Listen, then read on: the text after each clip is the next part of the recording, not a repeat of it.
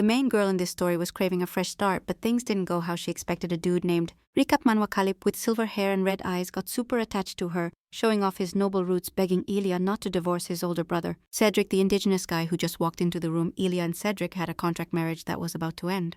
But Khalid wasn't about to let his sister-in-law go and started making up excuses for her to stay, like saying without her Cedric would turn into a total idiot, so careless he cut off a finger, and the kid was scared to sleep without her. He was convinced a monster was hiding under his bed, but Khalid's spirit was the strongest in this whole universe.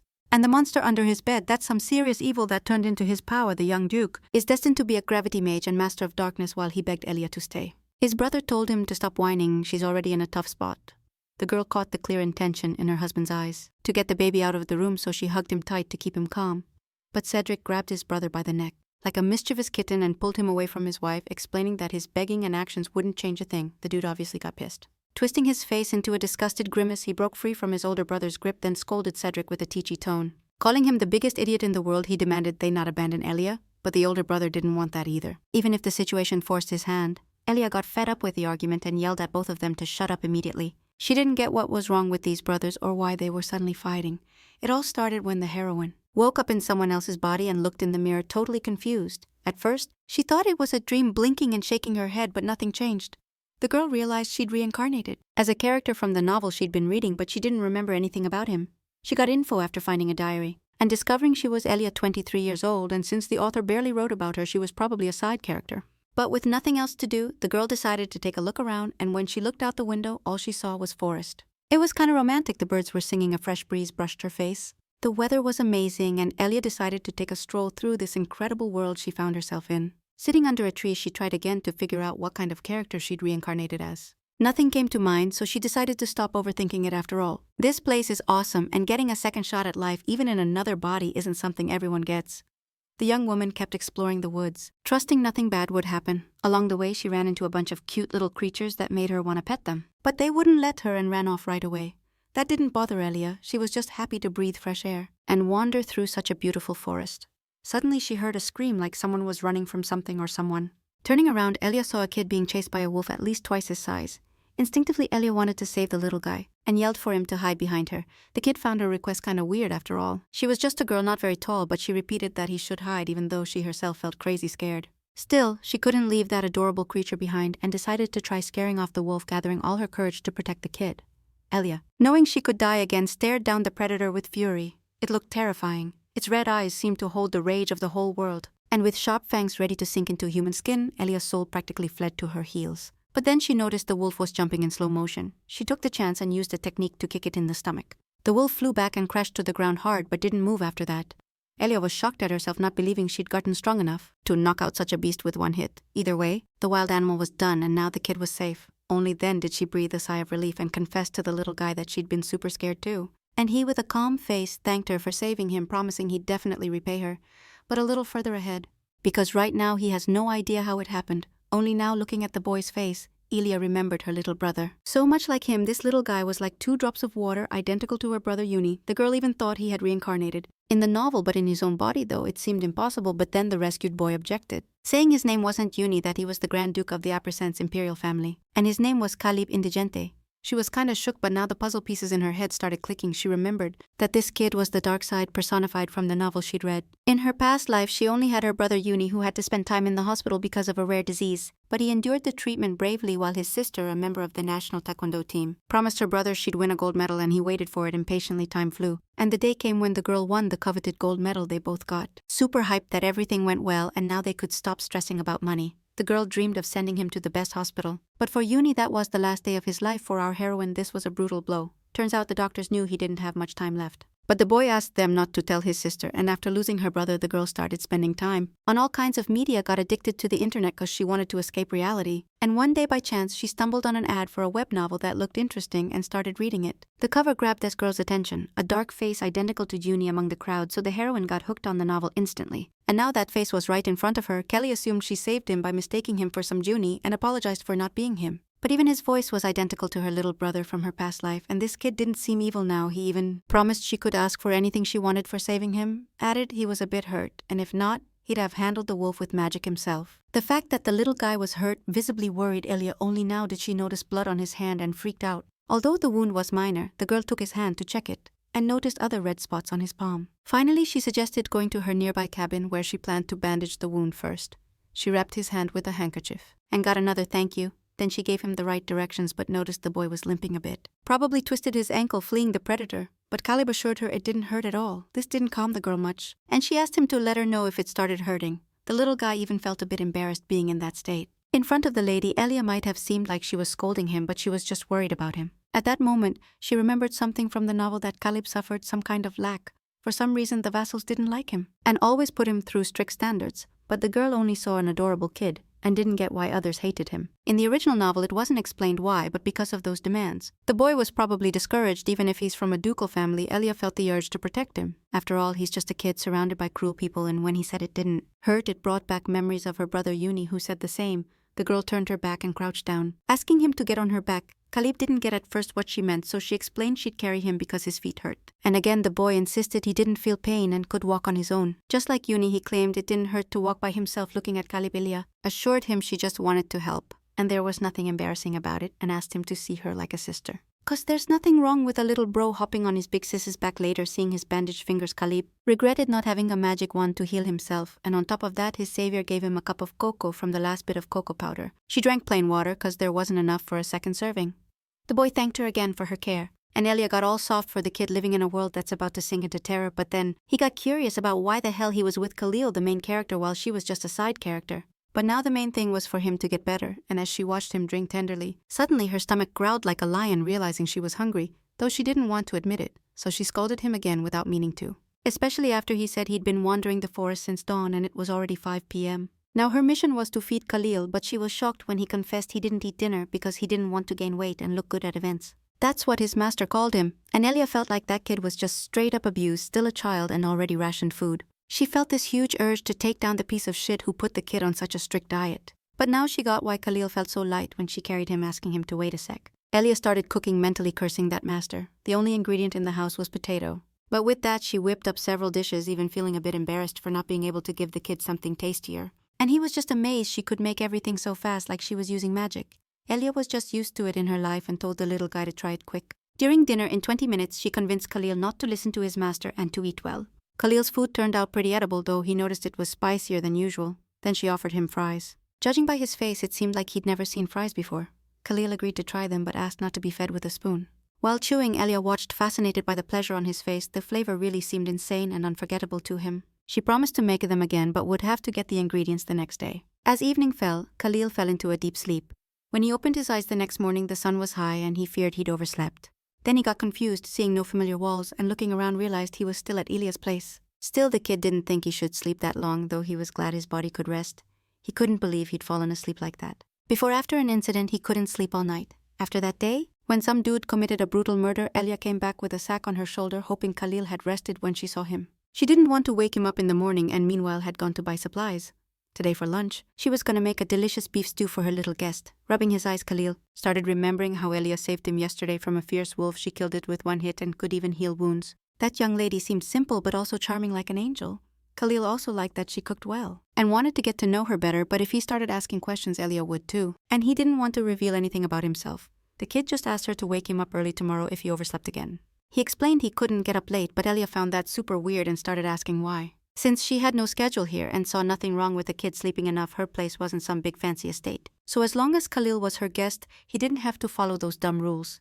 Here he was, just a normal kid, who could eat, play, or sleep peacefully as much as he wanted. The kid got a bit confused and Elia patted his head and told him not to hesitate to play like a normal kid. At that moment, in the kid's eyes, this girl seemed like a hero. In such a short time, he'd discovered many of her talents, and yet she was still super sweet. Plus, no one had ever patted him like she did. Then Elia asked him to wash up and sit down to eat. And he still couldn't believe he could be a normal kid, not a duke with tons of duties. They constantly told him. And he still couldn't believe he could be a normal guy, not some duke drowning in endless duties, they kept telling him. He had to act like an adult and would smack his hands with a ruler for disobeying, which drilled into him that he shouldn't listen to what Elia said. But her words made him happy, even when she made chamomile tea instead of cocoa, and he really liked today's food too. Elia was hyped she managed to calm the kid's hunger. Khalil was getting lost in his feelings. This girl was straight up amazing. He even confessed that to her, and since this dude reminded her of Yunji, she felt like she'd known him forever. Right then, Khalil felt the urge to open up about himself and learn more about her. The ask was chill, nothing heavy. But Elia didn't know how to push back, so she asked him to go first and share his life story. Even though Elia had read the novel about him, she was curious to hear it straight from the source without giving herself away. Plus, she wanted to do something to stop Khalil from turning into a villain. Suddenly, the kid's face went sad. Still, he started talking. The girl confirmed he had an older brother she'd read a lot about in the original story. At 10, Cedric was adopted by the Ingenua family and mastered gravity magic by 13. He became the strongest in that world and revived magic that had been gone for over 100 years. Even though they weren't blood brothers, Khalil grew to love Cedric a lot. At that moment, his face got dead serious as he confessed that last year his brother got cursed and only a sorcerer could lift it. But sadly, they still haven't found that sorcerer. Fairy curses. Elia was like, what the hell is that? Probably why Khalil's turning into the face of darkness.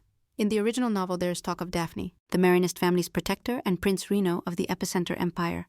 One day, a fairy appeared to Reno, determined to trap him in an eternal sleep. The fairy started casting a spell to put the prince to sleep forever. That's when Daphne showed up, blocking the curse with magic. When she protected him from the evil fairy, Daphne and Reno fell madly in love. Now, when Khalil talked about his brother's curse, he said there's a way to break it. The Sanctuary of Knowledge only authorized people can get in the Empire's pillars. The Malaysat, Marinist, and Indigencia families. Only clan leaders or heirs can enter after swearing loyalty. The fastest way for Cedric to get into the Sanctuary is to become a Grand Duke. But he doesn't want the throne. He wants Khalil to become Grand Duke instead. The kid's down to do it for his brother, but worries he might not have what it takes to lift the curse. Still, he promised to do everything to get into the Sanctuary. Elia remembered that when Khalil becomes Grand Duke, Cedric's health will tank hard. That kid will get into the Sanctuary fast and dig up all the info he can. But he won't find anything about the fairy or the curse. One day they'll tell him the fairy was caught alive by the Imperial Court. Khalil will rush to the prison where she's locked up. He remembers she's the only one who can break his brother's curse. But before he can talk to her, the fairy mysteriously dies. After that, Khalil decides there's a conspiracy inside the Imperial family, stops trusting them, and crushed by his brother's illness, wants to destroy them. Khalil will turn to forbidden dark magic and make a pact with a big demon. When that happens, stopping this guy will be impossible. Elia sadly recalled this whole story about to unfold, but right now in front of her there's just a kid who looks a lot like her brother, and she decided that as long as Khalil stays in that cabin, she'll do everything she can to change the future. Holding the kid, Elia promised he'd become a Grand Duke and save his brother, and she vowed to help however she could. That night, she fell asleep beside him, hugging him like a caring big sis. She believed everything would be okay, and the next week she worked hard to keep hope alive. One day, they went for a walk in the woods, made flower crowns, and played like normal kids. Looking at his face now, the girl could tell Khalil had changed. The kid laughed a lot and soaked up every minute of fun. His cruelty was gone. He smiled more often. And his emotions came out naturally. That's how a normal kid should be. Then Khalil caught a rabbit and brought it to Elia. Asking what they should do with him now, it was the same bunny from a week ago that Elia hadn't been able to catch. But she was happy to see him again, though when she saw his face, the creature got nervous, broke free, and ran off again. The girl didn't get why he only ran from her like her face was some kind of nightmare for rabbits, but Khalil explained that the beast just got scared because she approached too fast. Then she suggested heading back to the cabin to grab a bite and held out her hand to the guy who gladly took it, and Elia noticed his wounds were almost healed. He's been with her for several days now and will soon have to head back to the duchy. Both Elia and I found it weird that after all this time, Callie hadn't looked for his brother or anyone else. Meanwhile, Cedric stood by his bedroom window, late at night wondering where his brother could be. Actually, he was searching for him, and had put all his effort into finding him. Suddenly winter arrived and the whole duchy was covered in fluffy snow. Cedric got a letter from the imperial family warning him to stop using weather magic. His advisor, Edwin Polinoa, also informed him that the gates were snowed shut and the vassals couldn't get out, and if this kept up, the castle and farmlands would suffer badly. The Duke declared everything was under control and said he needed to clear some things up. So if Edwin wanted to stop the storm, he had to find Caleb, basically dumping all the responsibility on the servant. Cedric found it weird that after a whole week they had 0 leads and no clue if his brother was even alive. And it pissed him off that the vassals only cared about the weather like it mattered more than the young Duke's life. Recap Manhwa, he ordered them to bring Caleb to him ASAP and didn't care how they found him, even if every last vassal froze to death. With his head down, the advisor promised to follow the order. Only Cedric was grumbling as his vassals complained about the cold, while his brother was missing. The wait was unbearable. He prayed for his safe return. Every second was torture. He turned to the Empire's info guilds, but no sign of him. Desperation grew, only one option left. A guild he didn't want to go to, the Dark Guild, the last resort. Meanwhile, Khalid spent time with Elia, a calm oasis in the storm. As they got ready for bed, she asked to come closer to change his bandage. A tender gesture crucial to do often to avoid complications and speed up healing. Hope gently blossomed as Elia put on the new bandage. Noticing the wound was healing fast, a straight-up miracle. In a few days more, Elia trusted the guy would fully recover. The light at the end of the tunnel. Caleb looked at the bandage on his fingers and strangely felt sad. What did that shadow mean? His face showed deep sadness, like he'd lost something super valuable. It was because he didn't want to go back to the duchy so soon, but Elia didn't want that either. She just wanted his hand to heal fast. Then they got ready to sleep. Suddenly the guy turned to the owner of the house, wanting to say something important. but instantly changed his mind and told her not to worry. Still, the girl sensed what he was thinking. Watching him all this time, and when they lay down, Khalid thought about how soon he could use magic and go back to the duchy. He understood it was the right thing to do, and how it had to be, and even though he didn't want to, he had to go back to his brother. Khalid remembered when he told Cedric that if he became Archduke, he could prove his loyalty and enter the Temple of Knowledge. The guy didn't get why his brother gave up the title, but he didn't want it and hoped his little brother would lead the family. For that, the little one would need time, and he wanted to break Cedric's curse right now. But Cedric told him not to worry, because there was another way and no need to go to the Temple of Knowledge. Later, Khalid overheard the maid whispering that Lord Cedric was getting married. It was weird news for everyone, like that would save his life. But even the servants believed only the Temple of Knowledge could save the young lord. And now Cedric gave up the title and could only prove loyalty to the family through marriage. However, finding him a wife would be super hard because rumors were flying around saying the curse was contagious. And this news freaked Caleb out big time. No clue who spread those rumors, but it's clear no one's gonna marry Cedric now. Caleb didn't get why his brother hadn't told him anything, like he didn't want to drag him into it or didn't trust him. He just wanted Cedric to be straight up and not hide anything. Then his thoughts drifted back to Elia, imagining her as his brother's girl. From the outside, they'd honestly look dope together. Especially since that girl was super kind and had mad talents, she'd be perfect for Cedric. Now the dude was hoping Elia could help his brother. If they got married, she'd prove her loyalty, get into the Temple of Knowledge, and find a way to break the curse. After that, they could all live together, and Caleb would never feel alone again. But then he realized he couldn't even think like that. It made him look like a total selfish jerk. He was scared of being alone forever, didn't want to cause that girl any trouble, and promised himself he'd come back as soon as his hand healed. With those thoughts, he fell asleep but dreamed all night that Cedric and Elia lived like a family. The next day, Elia asked what the guest wanted for lunch, promising to whip up something fire. But Khalid's mood was super dark and he didn't care about anything. Seeing his sadness, the girl got scared. She had no clue what could have hit the kid so hard, but then she realized he'd been acting like that since morning. And she hadn't even noticed. Elia didn't know what to do, but wasn't about to give up either. She told Khalid she'd make spicy potato soup for lunch, and for that she needed some lemons. She asked the kid to grab them, and with the same defeated look, Khalid agreed to do it. She noticed his steps were heavy and shaky, like he might fall. A walk outside should lift his spirits, so she planned to go out with him later, but then something wild happened. Just as Khalid reached the door, a hooded man walked in. The girl freaked out for the kid's sake, because the dude looked straight up sketchy and started reaching out to him, saying he'd finally found him. But Elia was no fool and smacked the intruder on the head with a frying pan. She didn't like how that guy was eyeing Khalid, or that he barged into her house without permission. The man seemed super sus, and she decided he was there to kidnap the kid. Raising the pan again to scare him off, she heard him call Khalid brother. The kid stepped forward and asked if he was okay. Obviously, a frying pan to the head ain't no joke. Not everyone can stay standing after that. Elia was shook she just whacked someone with kitchenware. The hit was hard. Cedric tried to stay up but passed out. Elia felt bad. She didn't know who was under the hood. She laid the Duke down until he recovered. Caleb saw Elia's fear and told her it wasn't her fault. Anyone would have done the same. The kid promised to explain everything to his brother when he woke up. Caleb didn't expect his brother to find him so fast. The vibe was tense, and to think straight, he grabbed a wet towel. The girl stayed to watch over the injured guy. She thought she heard Caleb mumble something before heading to the kitchen. At that moment, a faint groan reached her ears. Cedric was starting to come around, and Elia decided to get a cold cloth, leaving Caleb to watch his brother. But she noticed the Duke was still out cold, like he was just mumbling in his sleep. Elia looked at his tight collar and decided to unbutton it to help him breathe. As soon as she touched the buttons, Cedric grabbed her hand, instantly opening his eyes. The young master demanded to know what she was trying to do. Shocked and scared, Elia froze, not knowing what to say, and Cedric thought she was some perv taking advantage of his state. That left the girl totally shook when she just wanted to help. The young master kept grilling her, asking what her intentions were, sounding super serious. Then straight up he asked why she'd kidnapped Caleb. The surprise and nerves froze her words again. He was accusing her with no proof. The words got stuck in the girl's throat again. She was being accused without any proof. No cap. They thought she'd made a barrier so he couldn't find the spot. Elia snapped back, yelling that the master totally misunderstood everything, then spun around to grab Khalid fast, but suddenly, something yanked her to the ground like a powerful magnet. She couldn't move a finger. Cedric, thinking she was trying to bail, used gravity magic to pin her down, and even though she swore she wasn't running, her words didn't seem to convince him. The vibe got super tense, and she realized Master Cedric wasn't about to let her go that easy. But then Bam Khalid slapped a towel on his face, demanding he leave Elia alone. She also ordered him to cancel the spell immediately and free the girl, and Cedric obeyed right away. The kid explained she saved his life, so Cedric found out a wolf almost ate his brother. But Elia stepped in and took it down. Now the kid's disappointed in his brother because he wanted to take out his savior. At that moment, Cedric's face was pure shock, like a whole mood. Then he asked why Khalid hadn't used magic to get back to the duchy. Turns out the kid put up the barrier, and Elia was shook seeing him use magic. She didn't get how he could do it, since just yesterday he had wounds on his hand, but Khalid admitted he used magic because he wanted to spend a little more time with Elia.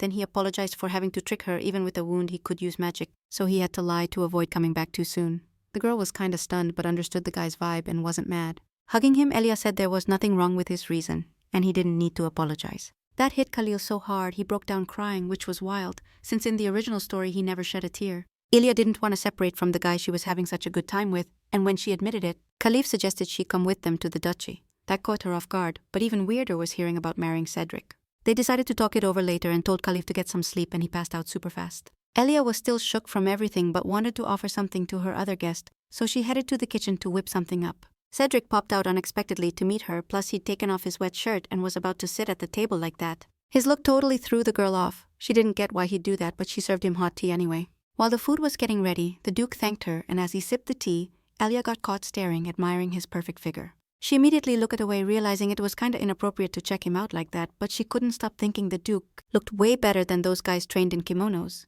While Elia was lost in thought, Cedric stood up and apologized for barging into her place like that. He also understood she'd hit him with the pan to protect Khalid. The girl wanted to keep talking, but he handed her a blanket to cover up and not feel awkward. She was curious about who this guy was. In the original story, he didn't get much screen time and had a cold look, but at the same time, Cedric seemed like a good dude. Then she remembered Caleb's request and asked why the kid talked about marriage. Cedric honestly admitted it was probably because of the curse.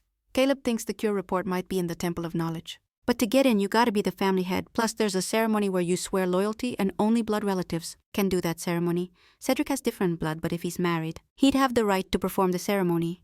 Now Elia got why Caleb asked that, and the Duke suddenly confessed he'd never seen his brother like this, trusting someone so much. On top of that, he left him and left Elia speechless by revealing no one wants to marry him, because of rumors that the curse is contagious. Of course, those are just rumors and someone spread them on purpose. To stop the girl from worrying, Cedric promised to head back to the duchy with his brother as soon as he woke up. Elia remembered Khalid wanted to stay a bit longer with her and asked why they were so insistent on it.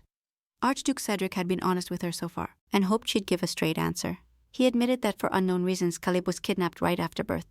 His parents searched for him for 4 years until they found out he was in an orphanage. At that moment, Elia recalled that in the original story there was talk about the murder of the indigent. On the way from the orphanage, someone attacked them, and everyone in the carriage was killed. Only Khalil survived, and it was a total tragedy for everyone. Since then, some vassals hated the young duke and spread rumors like Cedric can't inherit the title because of his blood. Khalil has to be Archduke to protect himself. The brother didn't want Khalil always depending on someone else. His curse was secondary to Elia. Now she gets why Cedric's grinding so hard to keep his little bro alive, but in that case, the kid won't be able to live the way he wants, and the girl knew she couldn't help him much except just listen, but still. If Cedric marries her and joins the Temple of Knowledge, he won't find a way to break the curse, so the only option is to find the fairy who cursed him. Cedric noticed the worry on the cabin owner's face, and she was just mentally beating herself up for not thinking of that sooner. She read the novel and knows that when Khalil became Archduke, the fairy kidnapped the main girl. And Elia decided to find her before the imperial family did, plus it's unclear exactly how the girl died, so she planned to find out who that fairy really was. Especially since at the end of the novel she saw her face and name. The problem is her memory was kinda messing with her,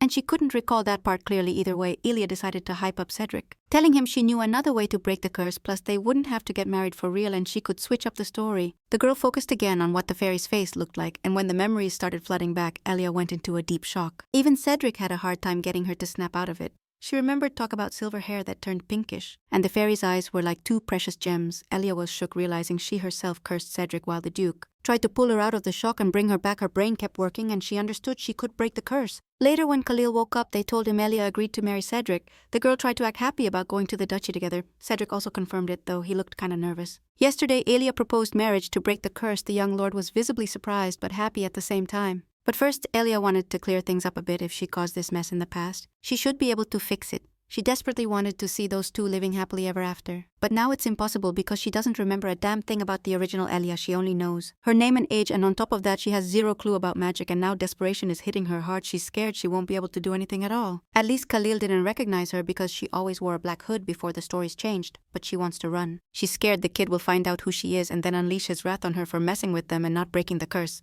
The thought that she might have to die if that happens terrifies her completely, but there's another problem. When they locked up the fairy, she died mysteriously. The cause could have been a chronic illness, or maybe some old vassal killed her. Either way, it doesn't matter anymore if Elia runs or not. Death's waiting either way, and for now the only way to survive is to marry Cedric and watch how things unfold. Elia hoped that over time she'd figure out how to break the curse, and then she could bounce far away, live her own life, and Cedric and Khalil would be happy at first. Elia didn't want to get involved, but since she turned out to be a fairy, she's gotta help them. For her, it doesn't matter anymore that she's in a novel's world. These people have become real later, Cedric explained to his little brother that he'd marry Elia, but it'd be an unusual marriage. They made a contract marriage that'd last until the curse was broken, and then the girl could freely go back home. Surprisingly, Khalil didn't complain, understanding that's how it had to be. Elia and Cedric decided to tell the kid everything right away so he wouldn't feel sad later. He pretended to get it all, but then said Elia didn't have to go back to that cabin since Cedric's divorce didn't mean she had to leave the duchy. And she could live with Khalil, plus the girl would need official status, and the kid promised to be her guardian. And she could live with Khalid,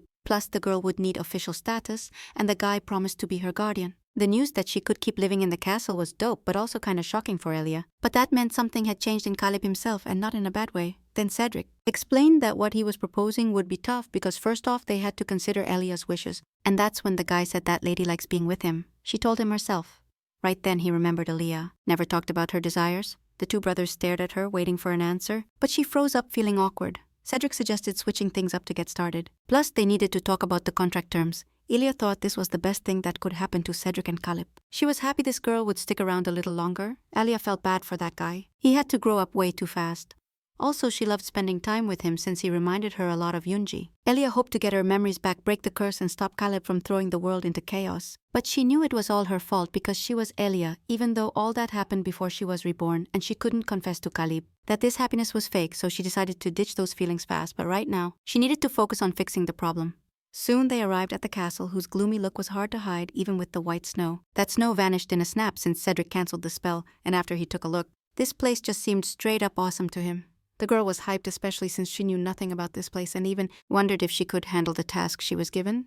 Later, Cedric explained she had to meet with the vassals, which freaked her out a bit, but since Caleb was back at the palace, the Duke had to report it, and also announce his upcoming marriage. For today the girl had nothing else to do and could chill in her room, where a maid would keep her company. At that moment, his advisor came up to the young master and whispered something. Then Cedric got ready to head to the meeting, telling Elia to hit him up if she needed anything, but right then, Khalid stopped him and said he wanted to join the meeting too.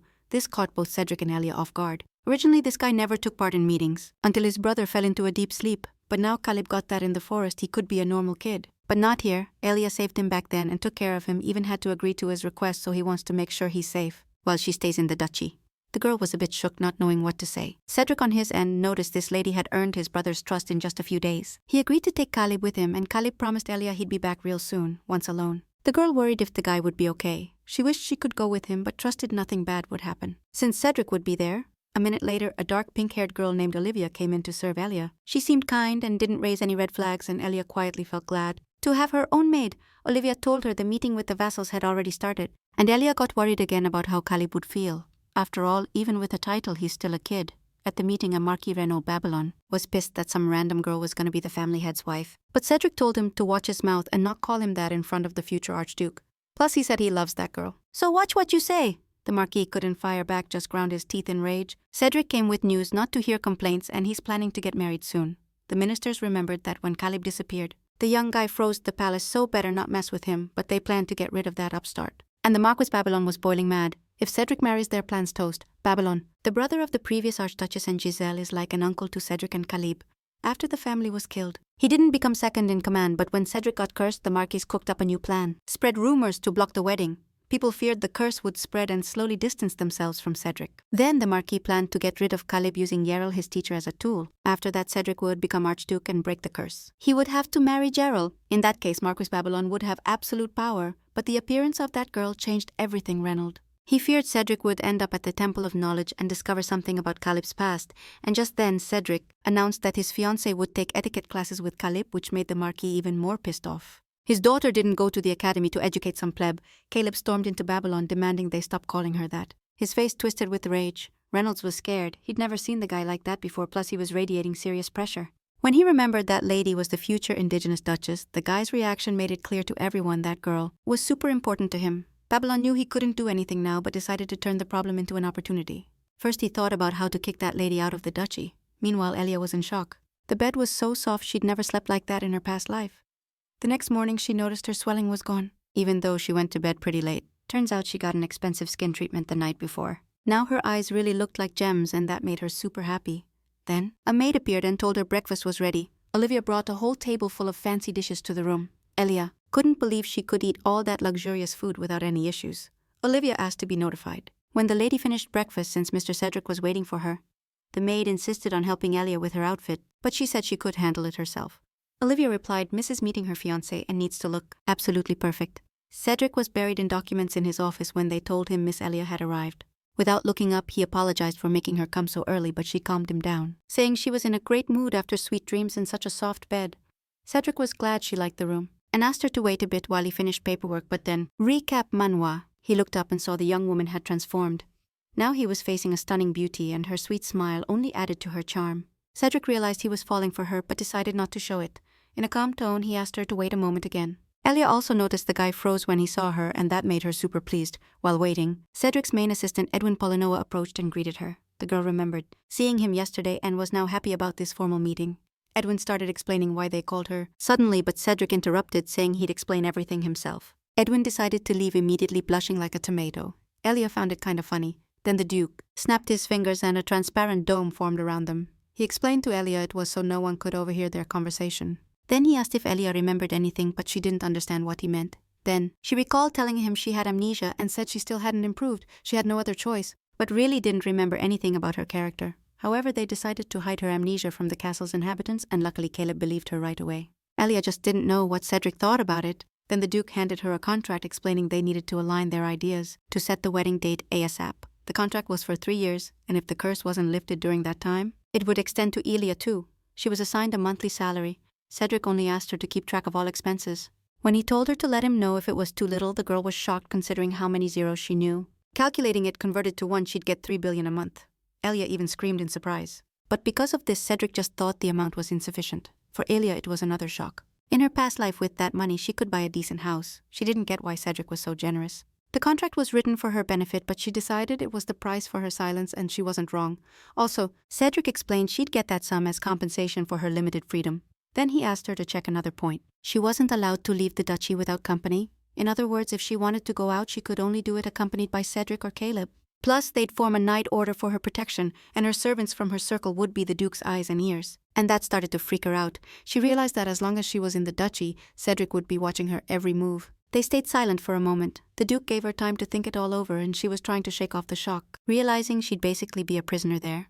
On the other hand, she had nothing to lose, plus she'd live in luxury and accepted the terms. The young master expected a different reaction and didn't think she'd agree so fast, but Elia explained she understood his fears. Since she couldn't reveal anything about herself, it was normal for him to be a little suspicious, especially because in her past life, the girl got used to constant surveillance. Then Elia finished reading the rest of the contract and said nothing needed changing. Still, Cedric asked her to let him know if she suddenly wanted to add anything, but the girl felt everything was written so perfectly that she had nothing to add. She understood that once the curse was broken, she'd get compensation, buy a house, and live there alone. But then she remembered how much fun she had with Khalil, and asked to add one more clause to the contract.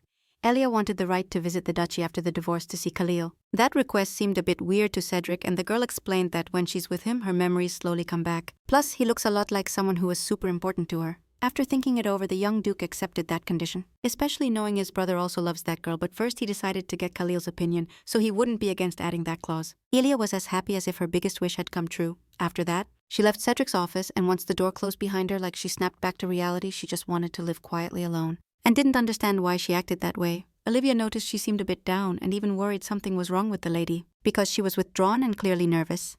Elia reassured her, saying everything was fine, she just hadn't gotten used to the new place yet. At the same time, she was glad she could at least see Caleb sometimes again. Meanwhile, Cedric tried to figure out why Elia accepted the restriction on her freedom so quickly.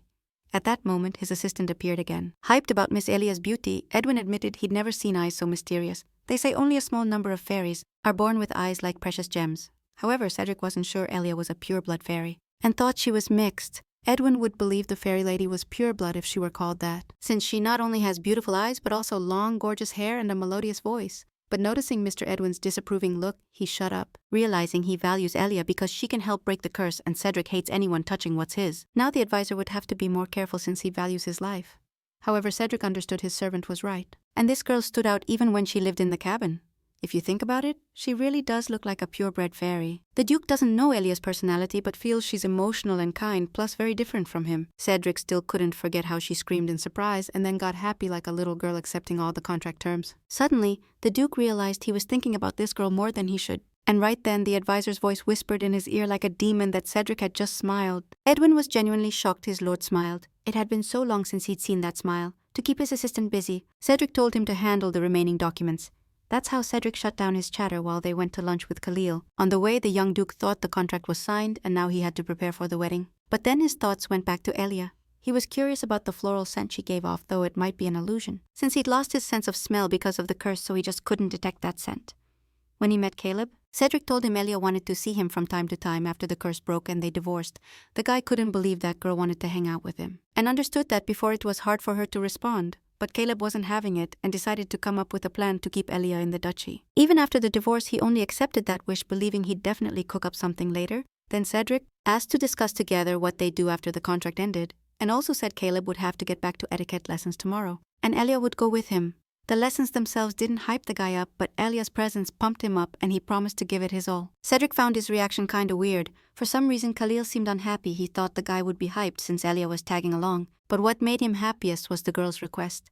Cedric wanted his bro to share everything he felt with him. Meanwhile, Elia went out for a stroll in the garden, which she really liked, and the weather was straight up perfect. She'd love to walk around here with Khalil, especially since he'd promised her a full tour of the duchy before. At first, Elia thought she didn't fit in, but now she was glad. Everyone seemed chill, and she was curious about what the vassals were like, and hoped they wouldn't bring up her marriage. The real problem was recovering the memory of the true Elia, and that needed fixing ASAP. Suddenly, she heard the maids chatting animatedly. It turned out the servants hadn't seen Cedric and Khalil lunch together so nicely in a long time. Elia thought about leaving, but then she overheard that the brothers still felt awkward around each other. Their relationship was good, but for some reason there was always this weird vibe. Elia found it strange to hear about such a brotherly relationship. In the original story, they were tight, but now for some weird reason the girl was taking it seriously. Shortly before, when Elia was about to have lunch, she knew Cedric and Khalil were already eating. Olivia asked why the lady ate alone and not with the gentleman. She just modestly explained she didn't want to bother the brothers, since she knew they often ate together and didn't want to interrupt their convo. This surprised the maid, and now Elia realized there was a problem she knew nothing about. Later, while walking in the garden lost in thought, she heard Khalil's voice. They had agreed to meet earlier, and now the guy was rushing toward her. At the same time, he understood it was tough for her to be alone here since she still wasn't used to the place. Elia assured him everything was fine, then asked how lunch with Cedric went. The guy's answer was full of hype, like everything was going perfectly, and that pumped up the girl. Now they could chill and walk around with the little guy. Khalil himself was hyped to show Elia everything ASAP. They stopped at a stone bridge to check out the view, and Elia was totally hooked. Then she spotted on the shore a flower similar to the stream they saw in the forest. The girl quickly hopped Khaliba on her back and got ready to run over for a closer look. Later they sat on a bench by the fountain to rest a bit. They'd had a blast today, and Khalil confessed he was super happy when Elia was with him. Then he remembered they had to attend etiquette classes together, and the guy was worried Elia would be disappointed seeing his more immature side. The girl understood he wanted to look worthy in her eyes, but he was just a kid. And he also promised he wouldn't let her down and would give his all in class. Still, Elia didn't fully get what he meant, and asked him to explain more. According to the guy people don't like, those who can't get anything right. This pissed Elia off, and she told him not to listen to those dumb prejudices. However, Khalil was still worried Elia wouldn't like him if he didn't try hard. Now the girl thought someone had said that on purpose, mentioning his name. And little Khalil bought it like that's just how it had to be. The girl suspected the teacher he met this morning told him that. Noticing the worry on his face, the guy immediately thought she was mad, so he remembered the red spots on her hands and now guessed how they appeared, also that they forced him to eat less to look good at events. Realizing the culprit was probably that teacher, Elia asked Khalil to listen carefully. But first she asked him to show his palms again, and seeing those scars again, she begged him to be honest. If the teacher was hitting him with sticks, the girl noticed those scars the first day they met, and now she gets why he wears gloves. Khalid immediately started making excuses, saying he gets punished for not being good enough in his studies and covered the wounds so people wouldn't see them and be disappointed in him. While justifying the teacher, Elia realized Khalid fully believes in his teacher, who doesn't even see him as a person, and the way that teacher educates the boy, in Elia's opinion, is straight up brainwashing. She remembered from the book that Gerald Babylon was Caleb's teacher, the daughter of Marquis Babylon, who tried to marry her off to Cedric, but the plan failed. In the original story, the young Duke rejected the marriage, and the Marquis's intentions to marry off his daughter when the curse got worse were obvious. Then, Elia asked if Khalid had talked to his brother about the etiquette lessons. As she suspected, the boy said nothing, fearing to disappoint his brother. Also, the teacher insisted it was better if Cedric didn't see the marks from the beatings. Supposedly, Caleb would just distract his older brother with that. The teacher also said Caleb bothered Cedric during dinner and that he was forced to talk to him. That's why the kid wants to learn even more and push himself to the max. Khalid believed his teacher saw his flaws better, and that terrified Elia. The boy was simply scared, but now she understood. That was the reason behind the weird relationship between the brothers. Meanwhile, Marquis Reynolds used his vassals to corner the young Duke, and Sharil manipulated him by pretending to care. And Khalid believed every word, but if the brothers reconcile, their plans will be ruined. Yeral convinced Caleb that his brother hates him, so the boy started keeping his distance from Cedric. And Cedric probably thinks his younger brother hates him and doesn't want to talk to him. The girl wished the brothers were more open with each other. She remembered his face when she realized Khalid trusted her a lot, and that man, despite knowing the fastest way to get rid of the curse, was willing to give it up for his brother. In the original story, Cedric said before dying that he'd accept it if Khalid was indifferent to him. But because of Yaril and Reynold, Khalid couldn't think straight. Elia wanted to fix the situation somehow, and sitting next to the boy, she took his hands and asked why he acted that way. She also blamed herself for not noticing right away that his scars didn't look like normal scratches. Then she explained that this way of raising kids was unacceptable, and that he shouldn't accept it. They shouldn't punish him, and he shouldn't think it's his fault for not knowing something. Khalid listened closely to Elia but still didn't get why she said that, and she went on, saying not everything the teacher says is true, and begged the boy not to fill his head with the nonsense that woman made up. Just because she was chosen after the interview at the duchy doesn't give her the right to hit the kid.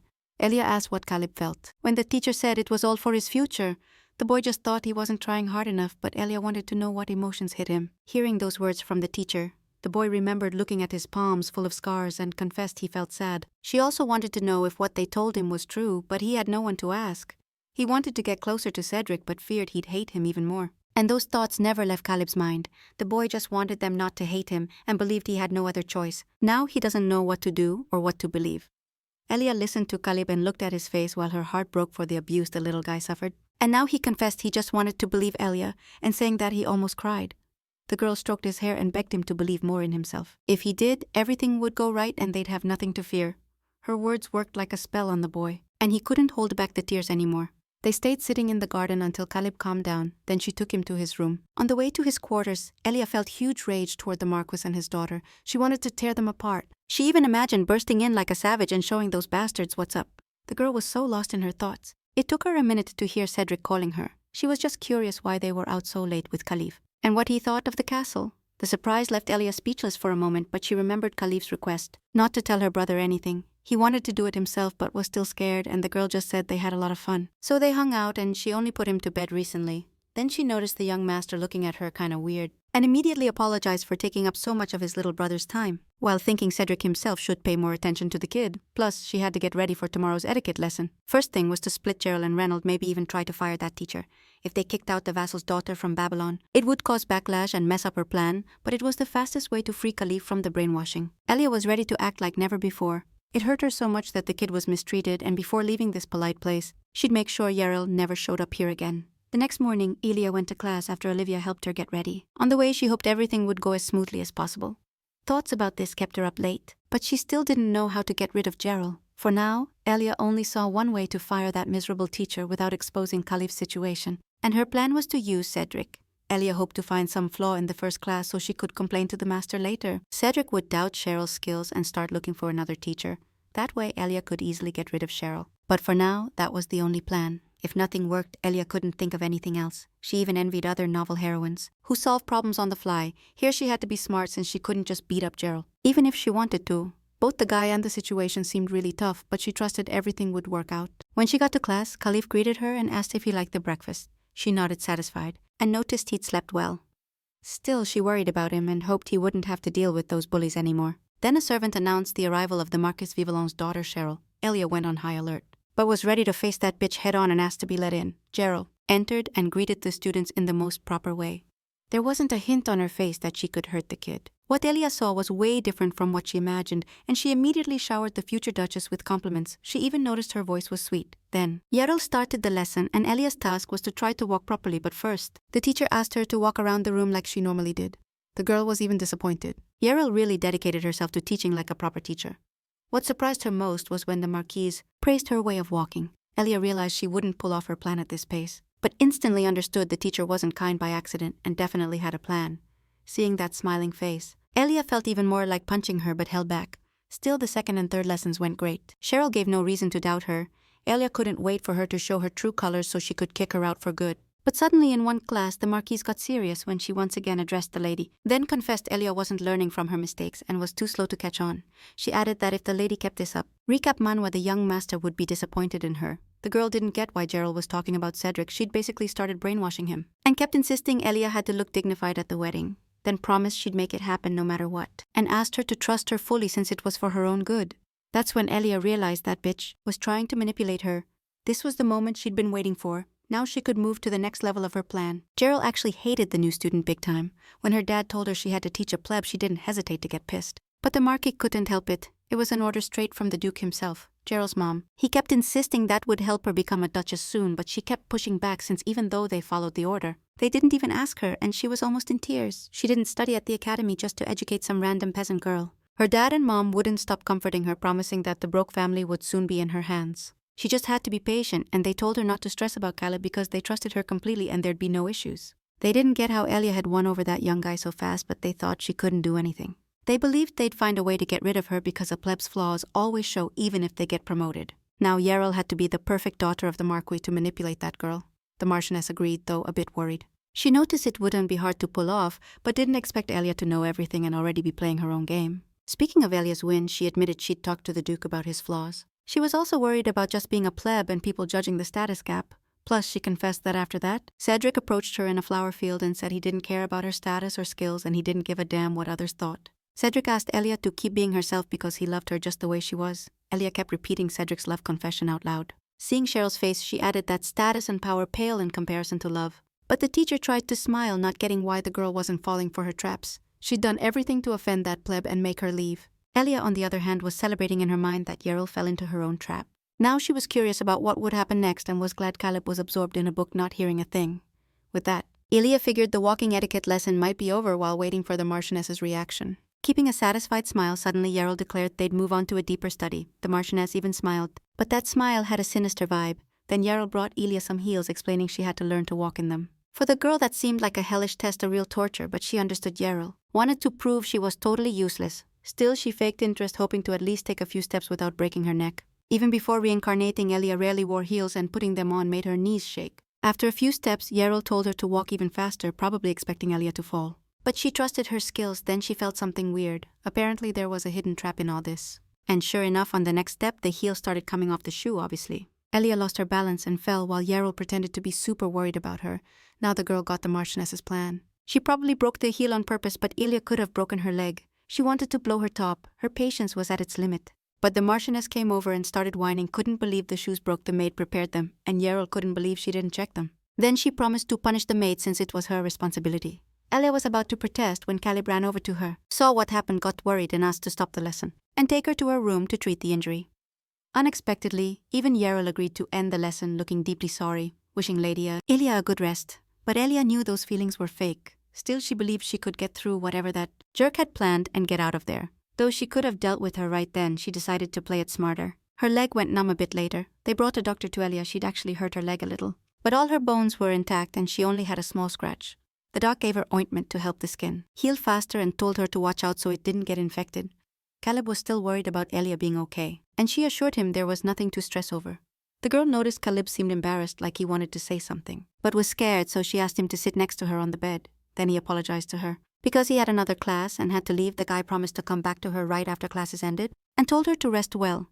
As he walked out the door, Khalid stood still for a moment like he was plotting something. Something was bugging him about what happened to Elia. He loved her and was super worried, hoping she'd be better by the next class, because he didn't want to be stuck alone with the teacher again. So Olivia went to check on Elia and confessed she was really worried. When she heard the lady had fallen, but the maid was even more shocked when she found out Caleb tried to carry Elia today. Olivia told Elia not to move and to call if she needed anything. The young lady said she was fine but liked hearing that everyone cared about her. After promising the maid she'd rest, Elia felt proud of herself for handling today well, but she was pissed that damn Marquis made Khalil worry. The teacher turned out to be unpredictable, and Elia planned to tell Cedric what happened. Gerald Babylon came from a rich family, and all her wishes always got granted. She got whatever she wanted, but still craved more, and if you look at her actions, you get that all the Marquis family members are the same. Suddenly, Elia got an idea and asked Olivia to invite her etiquette teacher. Gerald didn't take long to show up. And as soon as she stepped in, she started whining about the lady's injury, trying to act genuinely concerned. And honestly, she wasn't a bad actress, but Elia didn't want to talk about it and asked the maid to leave them alone. Gerald sensed something was off, but didn't let it show. And once they were alone, without wiping the smile off her face, she asked why she was called immediately, saying she didn't punish the maid, like Lady Elia asked, even calling the lady an angel for forgiving the maid's mistake. But both knew the maid was innocent and hadn't damaged the shoes. So Elia composed herself and with a serious face begged Gerald to stop the act, saying there was no need to smile like that or act so friendly. Since it was just them in the room, the Marquise agreed and finally relaxed her face muscles, then said she didn't know how Elia got to the duchy, but pointed out that the Babylon family's influence was huge there and Elia shouldn't think she's important, because here they saw her as insignificant. People like her get dizzy at the slightest hint of power. But Elia wanted to know something else, why Gerald acted like she didn't care about little Khalid. But she didn't feel guilty because she was convinced she did it for the future Archduke, and now she was annoyed Lady Elia showed up, without whom everything was going fine, and came to mess it all up. Gerald didn't believe Elia just supported Khalid, since she's known him since he was a baby, and didn't get why Elia thought she knew this guy better than anyone else. It's Gerald Khalid trusts the most, and she demanded the lady accept that position. Elia didn't deny Khalid had spent relatively little time with her. Plus, his story wasn't detailed in the novel, but now she was getting to know the boy's life. And she blamed herself for the careless thoughts she had at first about this little man. There was a lot of trash like that. And in that situation, he just became Archduke. Elia understood that at some point she'd have to leave the duchy. But for now, she was by his side, and during this time she was going to teach those bastards a lesson. Now in front of the Marquise, the girl decided to take the next step and sweetly smiled, saying Gerald looked simply horrible. She wanted that piece of shit to feel what her victims felt right then. Gerald couldn't take it, and letting her emotions loose with her mouth twisted in anger, called Elia a low-born plebe. To which Elia looked surprised and asked if that was supposed to be an etiquette lesson. The Marquise's reaction was exactly what Elia expected, because it's hard to ignore a plebe insulting the lady. She kept teaching the teacher that aristocrats always have to watch their words and behavior. Gerald ground her teeth nervously and then screamed as she lunged at the girl who dared to school her, but she couldn't hit her because Elia caught her hand, of course remembering all the techniques from her past life, and now he was blowing the Marquise away with his strength. Elia remembered Gerald's words about how her plans were falling apart since his arrival, and she promised she'd keep stepping in because Khalid didn't deserve that treatment. Right then, Cedric's voice echoed as he walked in. Both girls turned around at the same time. The Duke was with Khalil, and the assistant Edwin, probably the kid, had called the adults. Yeril instantly put on her innocent victim face, hoping her lord would side with her, and claimed Lady Elia had suddenly grabbed her. Something that obviously shocked Elia, but then Khalid turned to the Marquise's daughter Babylon and in a commanding tone declared he no longer worked there, demanding she leave immediately. Elia was even more stunned now, and Yeril was completely confused, not understanding why everything had flipped like that. She started begging the little lord to explain why she was getting fired, insisting she wasn't at fault for anything. The Marquise didn't expect this from the kid who'd always been on her side, and now looking crazy she tried to figure out when everything had gone south.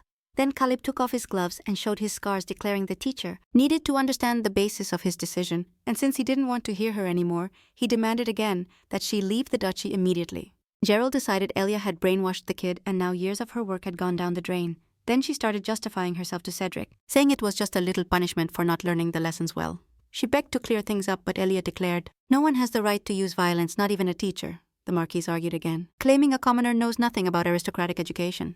Elia was so done with the Marquise's disgusting excuses that she finally decided to slap her, but then Cedric pulled her back, implying it wasn't worth getting her hands dirty with that trash. Gerald saw a glimmer of hope here that the Lord would defend her, but he had no intention of doing that. He just warned sternly that she wouldn't get away with hurting people close to him. Now the Marquise was required to leave, and on top of that her father was waiting at home for a lesson. Still, she wasn't giving up and demanded proof that she was the one who did it. Because the young lord's hand wounds and the broken heels weren't direct evidence, Gerald was sure they couldn't prove her guilt with that. Suddenly a voice played in the room like someone had hit play on a recording, and in that recording, you could hear the teacher humiliating the kid, insisting he wasn't good enough, and that's why Lord Cedric wouldn't be proud of him. This recording came from a magic orb the assistant Edwin held in his hands, and you could even see the image of Gerald slapping the kid's palms as punishment. Edwin brought that orb on purpose, which Khalid had prepared in advance, and now everyone could clearly hear and see what etiquette classes were really like. Khalid himself was satisfied that he'd finally opened his eyes and decided to put the wrong teacher in her place. After that talk with Elia in the garden, he couldn't believe it right away, but he really liked her. At the same time, Gerald's face kept popping up in front of him, and he thought she wouldn't hit him if he studied well. But when Elia got hurt, the kid realized something was wrong and decided to tell his brother everything. Caleb came to Cedric but still couldn't get a word out. It was like Yeril kept whispering in his ear that his brother would be disappointed in him.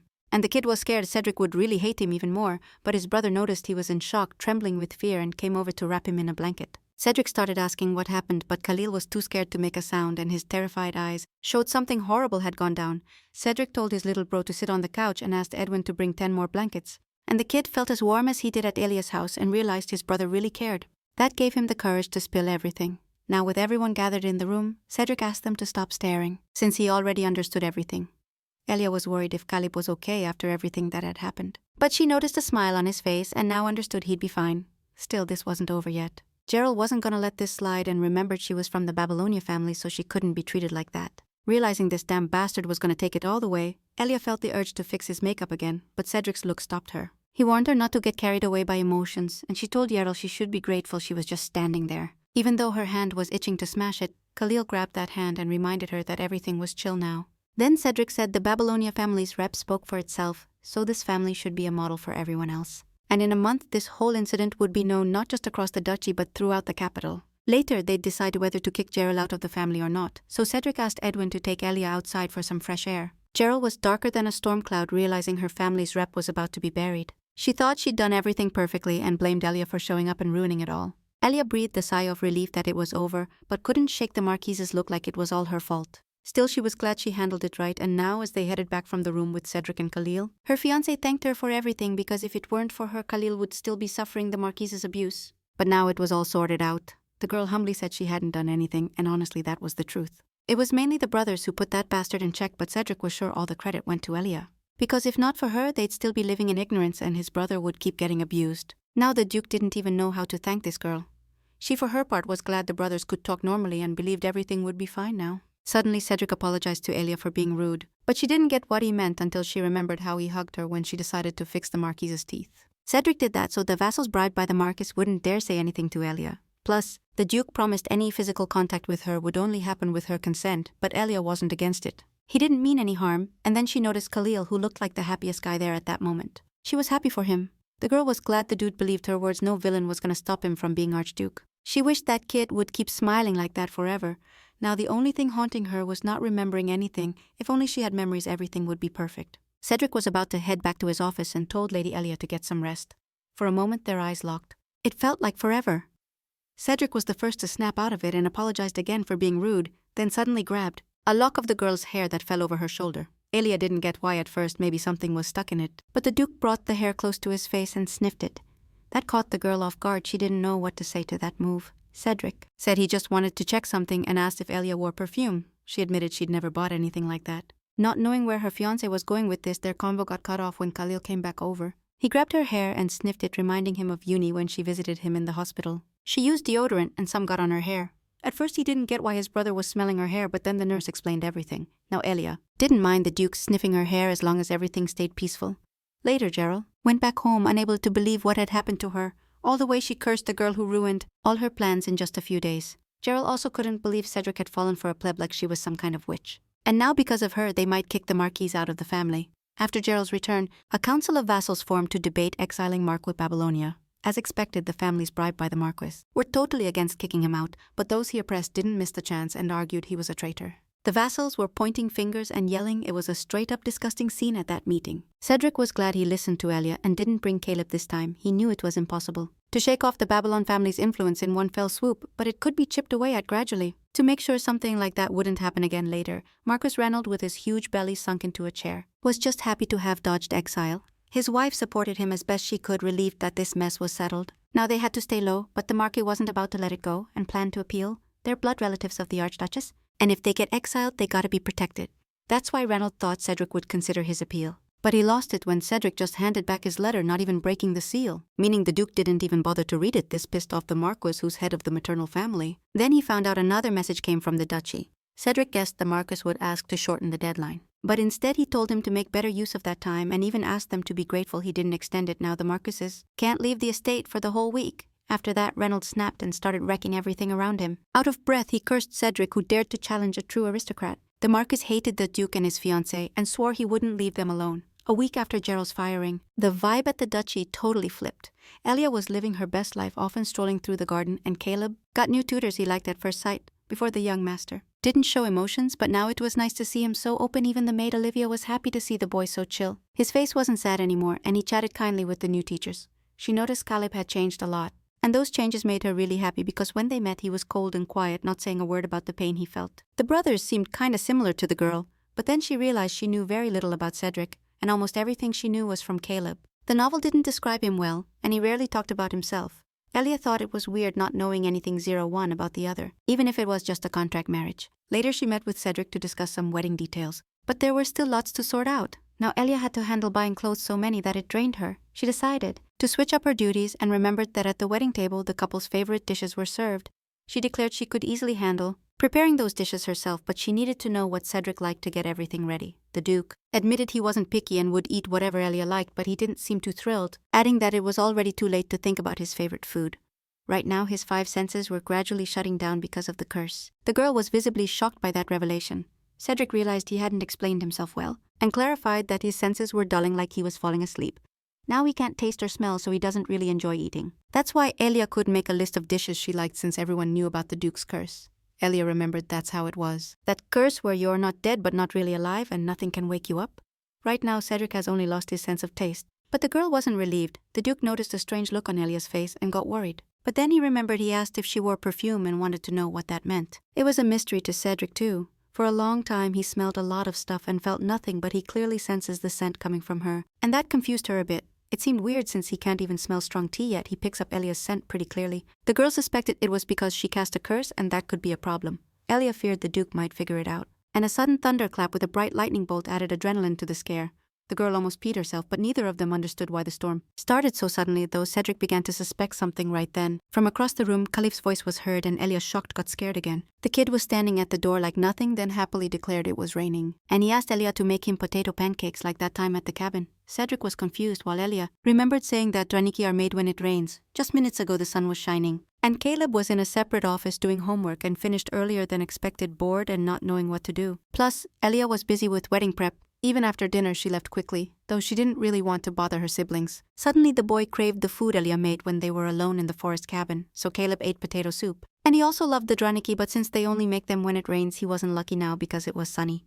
Suddenly Caleb started doubting because Elia said she didn't remember anything about herself yet. She remembered making draniki for someone. Though she might recall something while cooking, and if her memory fully comes back, she'll leave again for her home. Khalil felt sad about that. He wanted to spend more time with her while she was there, and literally within minutes, a storm started and Caleb showed up asking her to make draniki.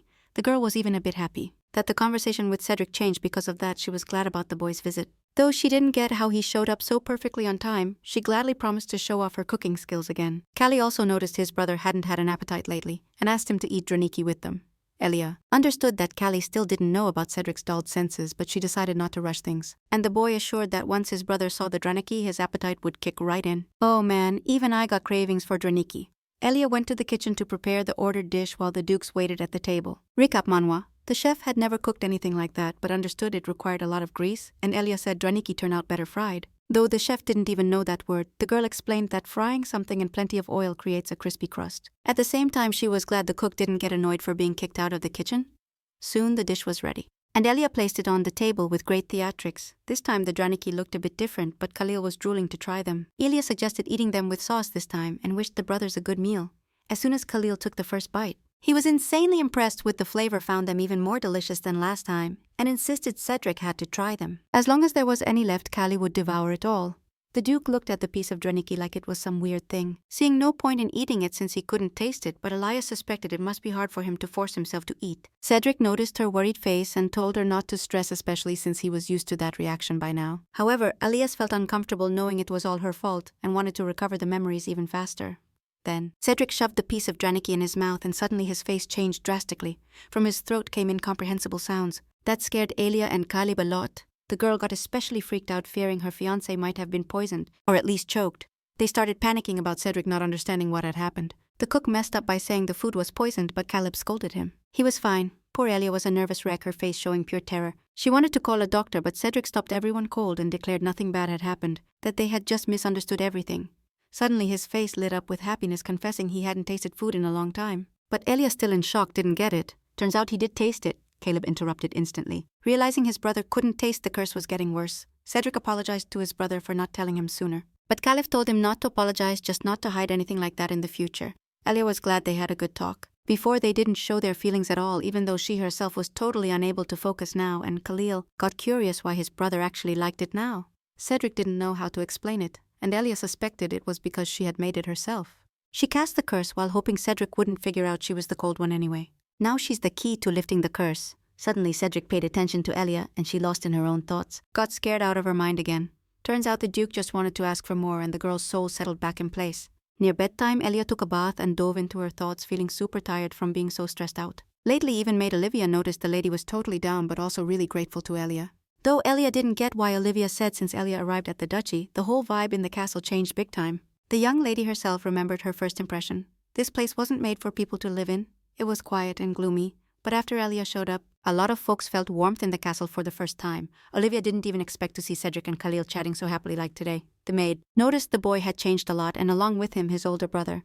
Cedric's expression softened a lot, and today, Olivia, like the other servants, saw his smile for the first time. Olivia thought love had totally changed him, and she was glad the Lord had found that feeling. Elia, on the other hand, remembered this was just a contract marriage. Plus, she didn't think they should be thanking her for everything, and it was hard for her to smile since she knew she herself was the cause of Cedric's problems.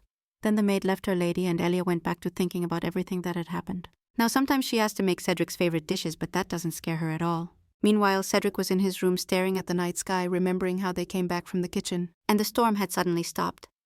Cedric already suspected the storm was somehow caused by the little troublemaker, and now he was getting more convinced of it. After all, his family has magic that can control the weather, and no doubt this time it was Khalil who messed with the weather, but this magic needs a massive amount of power. Lots of people tried to use it but failed. For over 100 years no one could master it, and Cedric revived it at 18. He tried to teach Caleb, but nothing worked, just impossible. Though his older brother believed in his potential to fully master it, the boy doubted himself, thinking he didn't have his brother's strength. That's why he kept failing. Khalil wanted to give up, convinced failure was all that awaited him. Like so many in their family, in the end Cedric stopped pushing his brother to study that magic. Now he was curious how Khalil conjured that storm. That lasted for hours. Then he remembered the boy could use magic even with his hand injured, and now he's killing it with weather magic after always failing. Cedric found it super weird, but the Duke noticed something. All these changes started after meeting Elia. He looked for info about her but couldn't find anything, neither about her nor her family. And the fact that Cedric could only sense her scent seemed unreal. This girl was obviously packed with secrets. At that moment, what the Duke wanted most was to know who this girl really was. The next morning, Elia looked out the window and noticed the weather was perfect for a walk. She also had to pick a spot in the garden for lunch, since this time there'd be 3 people eating. That's when she realized that thinking about food made her feel calm. Lately everything had been chaos, but now the wedding date was set and the rest was going relatively well. Still, something was bothering her, and it was the main character of the novel, Dafne Marinest. Elia also thought that if she lifted Cedric's curse, Khalil wouldn't sink into darkness, and wouldn't be at war with the Marinest imperial family. But then it's unclear what future awaits Dafne. Meanwhile, in the imperial palace, a blue-haired girl named Dafne strolled through the garden. There the little prince saw her and complimented her beautiful looks. This prince's name was Renoa Parutio Getipsi, and present, and he had a good relationship with the little Duchess Dafne Marinest. They often spent time walking in the garden, and the prince usually praised her. She also liked to smell his hair. Apparently it's a weird tradition in the empire, so this time, when they were getting ready to chat about everything, suddenly Prince Dafne was called. He promised to wait and was happy to be happy now. Compared to how she was before returning, she was actually kinda tired of talking to the 6-year-old prince since she felt way older. Now she was also 6, but had gone back in time after dying at 16. Now she's reliving her 6 years all over again in this life. A world where magic is as common as breathing, but before Dafne couldn't control even a bit of mana. Her magical lineage was questioned. Nobody got it. Her dad, Duke Cavados Marinus, denied everything but didn't train her. He didn't expect anything from her. Sure, her presence calming rumors just made her more miserable. Soon, a banquet for Prince Renoa's birthday. Everyone seemed happy. The party was a total joy fest. But the prince stepped out onto the terrace, and a fairy appeared at that moment. Renoa dropped his guard, and the fairy cursed him. Dafne, who was said to be unable to protect her family, was nearby. In the end, they blamed her. And immediately she became the ultimate traitor and was sentenced to death. Dafne was doomed to be executed in prison. As soon as she reached adulthood, the same Marchioness Yerl visited her and didn't even bother pretending to feel sorry for the girl. The Marchioness lamented wasting so much time on her and that it was all for nothing. Gerald scolded Dafne for not using her magic and not sacrificing herself. After that, the girl believed it was her fault and that she was destined not to be loved by her father. Later, Calvados himself came to see her, and Dafne hoped he could free her. The young woman was right. Her dad couldn't imagine his daughter being executed and helped her escape prison. And she ran through the forest in the dead of night. She needed to get away while she still had a chance. Her dad begged her to run as far as possible, promising there'd be no nights on the way. He had to stay there. Dafne still didn't get why he suddenly decided to help her. Actually, Calvados wanted his daughter to live happily, doing whatever she wanted, and the girl ran off, joy flooding her. Seeing that her dad hadn't given up, but at the same time his face was soaked in bitter tears. Having to leave her family, she ran for a long time, only the moon lighting her path. And the forest was silent, like there wasn't a single beast. For a moment she stopped, feeling the urge to go back to her dad, but she knew they'd execute her anyway and that would kill him, so she ran even harder. Dafne understood that the reason her dad crushed the rumors was so she could live free, and he wanted his daughter to run to a place far, far away. Now sitting at the table, Dafne remembered how she tried to escape, but then a deep cliff blocked her way and she barely stopped herself from falling. Behind her she heard the knights chasing her. The girl clumsily turned toward them, slipped and fell into the abyss toward death.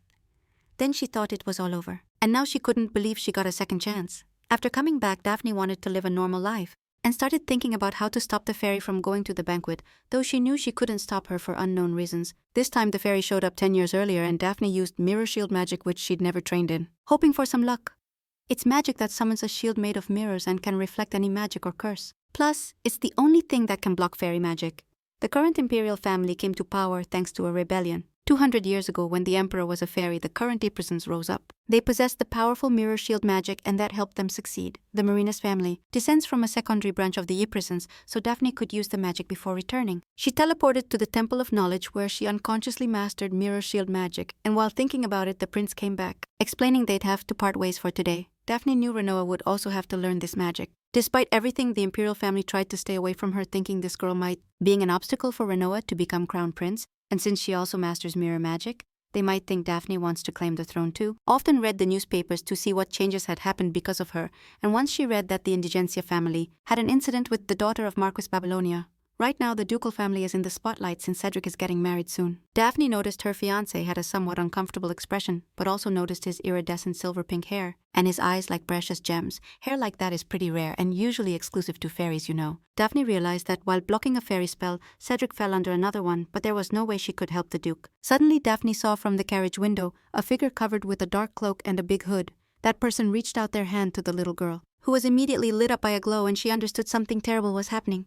Meanwhile, Khalid was super happy that they were finally eating all together. The guy was also glad his brother could now taste food again. Cedric seemed calmer because of that, and Elia was pleased to have helped him somehow with his curse. She remembered Olivia's words, who also noticed he had changed and started smiling, and as their meal went on in the chillest atmosphere, Edwin suddenly showed up. His appearance during dinner meant something big had happened. Approaching the Duke, he informed him someone was demanding his attention. Cedric's face darkened instantly, and Elias got uneasy, but then she herself felt a chill when she heard Edwin announce the kidnapping of Princess Marinist, and for now the kidnapper's identity is unknown. The news visibly shook the Duke. Elia, on the other hand, panicked and even screamed at the table. The news left her shook. Even Edwin got a bit worried, but now because of the future Duchess's state, he suspected Elia knew who Daphne was, and to avoid giving herself away, she said she was worried about any kidnapping. Actually, she was nervous because this case was super similar to what happened in the original story after Daphne came back and broke the curse. A fairy suddenly appeared and tried to kidnap her in a fit of rage, but the plan failed and the fairy was locked up in the imperial family's prison. Everything was like the original story, except Elia didn't kidnap Daphne. And if the current plot is this similar, it means our heroine isn't Elia, although two people can have the same name and physical traits. The girl guessed she might have a long-separated twin sister. And if everything goes like the original, the only way to break Cedric's curse will be lost. The girl looked at her fiancé scared. He asked what was wrong, and she said she was just thinking about something else.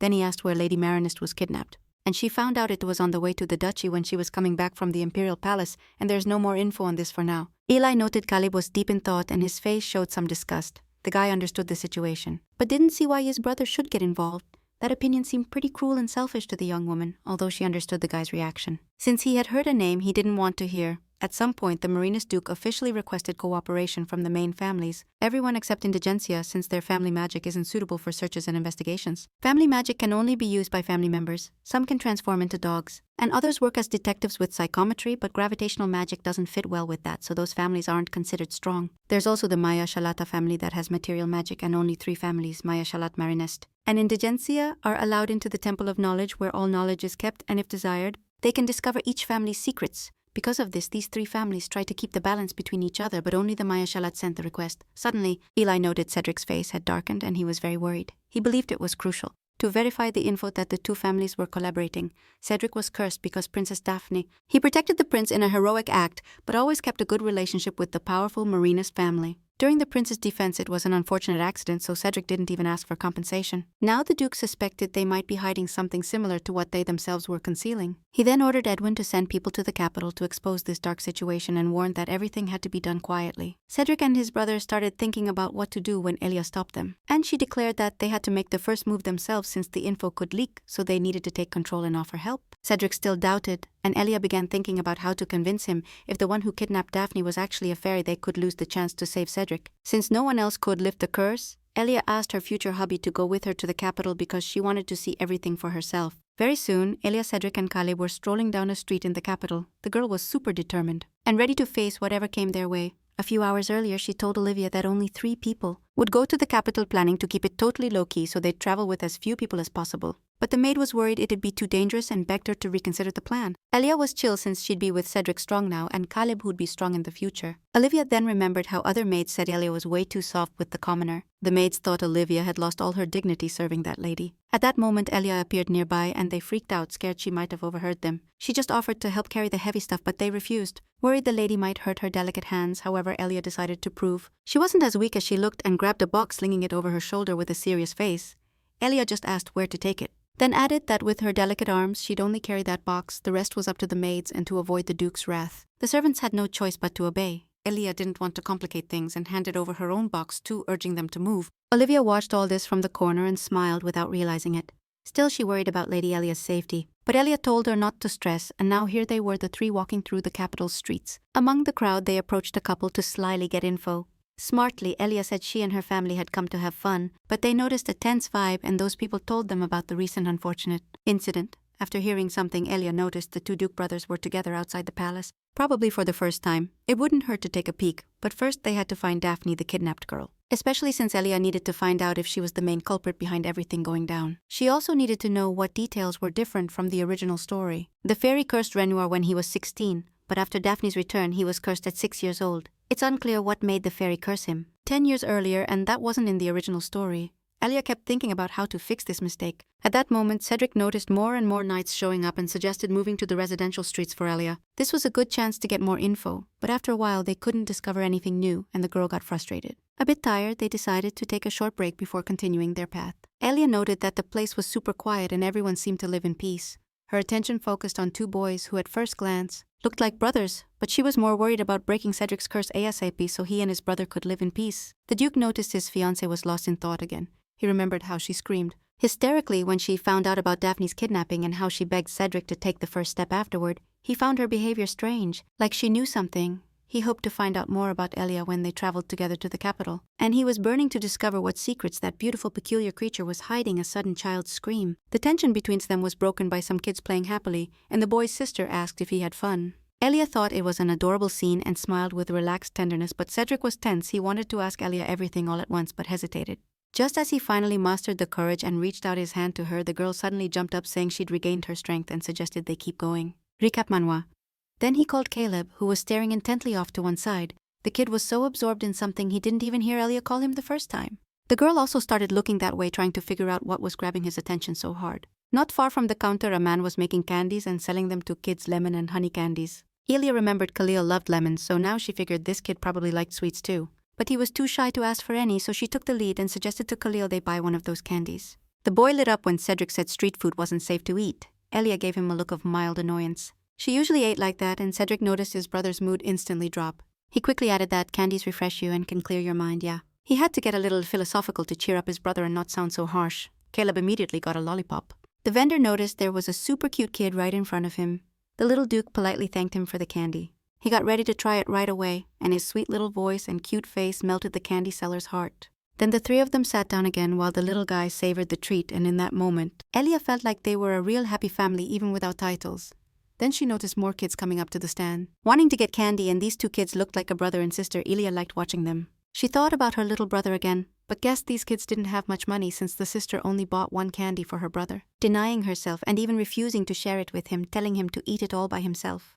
Cedric noticed a strange look on his fiancée's face again and asked what was wrong, but the young woman just asked them both to wait there a moment, went to the counter, bought another lollipop and gave it to the girl. Her brother was happy his sister could enjoy sweets too, but the girl was embarrassed. She felt awkward accepting a gift from a stranger, but still took it and thanked the kind lady for her generosity. After that, they said their goodbyes and Elia got ready to head back with her dukes. Cedric watched his fiancée at that moment, growing more and more surprised while the vendor struck up a nice convo with her guessing. She'd come to town to relax with her family and recommended visiting a plaza with a fountain that had a really beautiful view. Cedric wasn't listening to what they were saying, just watching their smiles, feeling a little jealous. Elia told the vendor there were bad rumors about that plaza, trying to get more info. He confessed the atmosphere in the capital was tense, and all the knights and soldiers were super busy. The vendor himself couldn't believe Princess Dafne had been kidnapped. Elia didn't get how a commoner knew about the kidnapping, though maybe there was an announcement for the public. The Marinist family was one of the three backing the empire. Plus, Dafne protected the prince, so her being kidnapped was a real blow to the family. But only insiders knew the truth. Elia decided to keep asking when that guy suddenly came up to her. Cedric started getting nervous because his fiancée was taking too long to come back, so he went to look for her himself. The guy, meanwhile, whispered that he'd brought her a gift since she bought a lollipop for his sister, and that meant a lot to him. Recap Manhwa. Elia thanked him and promised to take care of the gift, then reached out her hand to receive something small. The gift turned out to be a simple beetle, and since Elia, even in her past life, was terrified of roaches, she instantly went pale as chalk. Then her piercing scream rang out.